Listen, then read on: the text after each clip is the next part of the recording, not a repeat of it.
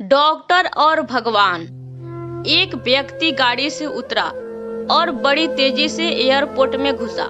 जहाज उड़ने के लिए तैयार था। उसे किसी कार्यक्रम में पहुंचना था जो खास उसी के लिए आयोजित की जा रही थी।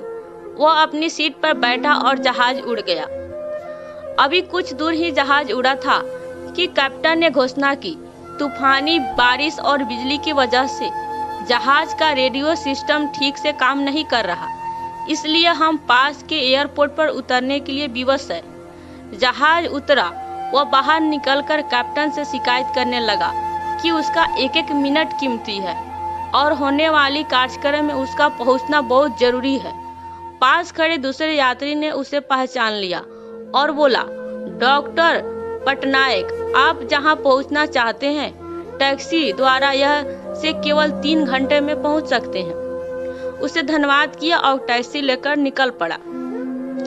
लेकिन यह क्या आंधी तूफान बिजली बारिश ने गाड़ी का चलना मुश्किल कर दिया। फिर भी ड्राइव चलता रहा। अचानक ड्राइवर को आभास हुआ कि वह रास्ता भटक चुका है। ना उम्मीदों के उतार चढ़ाव के बीच उसे एक छोटा सा घर दिखा। इस तूफान में वही गनीमत समझकर गाड़ी से नीचे उतरा और दरवाजा खटखटाया। आवाज आई, जो कोई भी है अंदर आ जाए। दरवाजा खुला है। अंदर एक बुढ़िया आसन बिछाए भगवत गीता पाठ कर रही थी। उसने कहा, माँ जी, अगर आज्ञा हो तो आपका फोन का उपयोग कर लूं। बुढ़िया मुस्कुराई और बोली, बेटा, कौन सा फोन? यहाँ न बिजली है न फोन। लेकिन तुम बैठो, सामने चंद्रामृत है, पी लो, थकान दूर हो जाएगी और खाने के लिए भी कुछ न कुछ फल मिल जाएगा। खा लो ताकि आगे यात्रा के लिए कुछ शक्ति आ जाए। डॉक्टर ने धन्यवाद किया और चरणामृत पी लिया। बुढ़िया अपने पाठ में खोई हुई थी। उसके पास उसकी नजर पड़ी।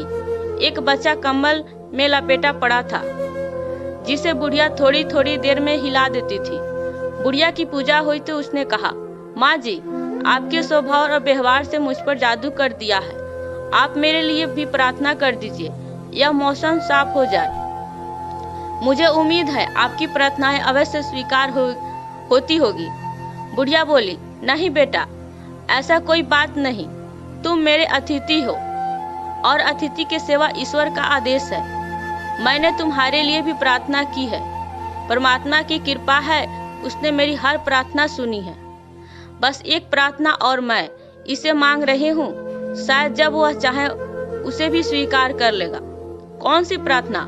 डॉक्टर बोला। बुढ़िया बोली, ये 2 साल का बच्चा तुम्हारे सामने अधमरा पड़ा है, मेरा पोता है। ना इसकी माँ जिंदा है ना ही बाप। इस बुढ़ापे में इसकी जिम्मेदारी मुझ पर है। डॉक्टर कहते हैं इसे कोई खतरनाक रोग है जिसका वो उपचार नहीं कर सकते। कहते हैं कि एक ही नामवर डॉक्टर है। क्या नाम बताया था उसका? हाँ, डॉक्टर पटनायक। वह इसका ऑपरेशन कर सकता है।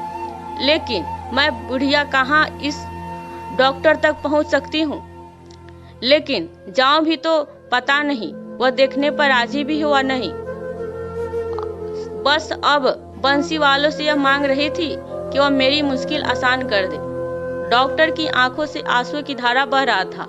वह भराई हुई आवाज से बोला, माई, आपकी प्रार्थना ने हवाई जहाज को नीचे उतार लिया, आसमान पर बिजलियां करंधा दी, मुझे रास्ता भुलवा दिया ताकि मैं यहाँ तक खींचा चला आऊं।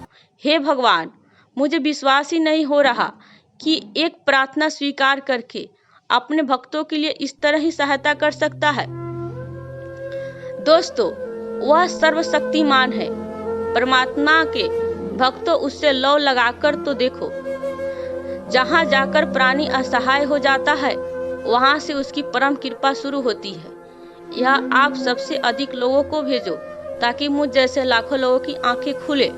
दोस्तों, मेरी ये छोटी सी कहानी आपको कैसी लगी? यदि अच्छी लगी हो तो लाइक और कमेंट करना बिल्कुल भी मत भूलिएगा। यदि आप मेरे चैनल पर नए हैं तो सब्सक्राइब जरूर कीजिएगा। आपको मेरी कहानी सुनने के लिए बहुत बहुत धन्यवाद।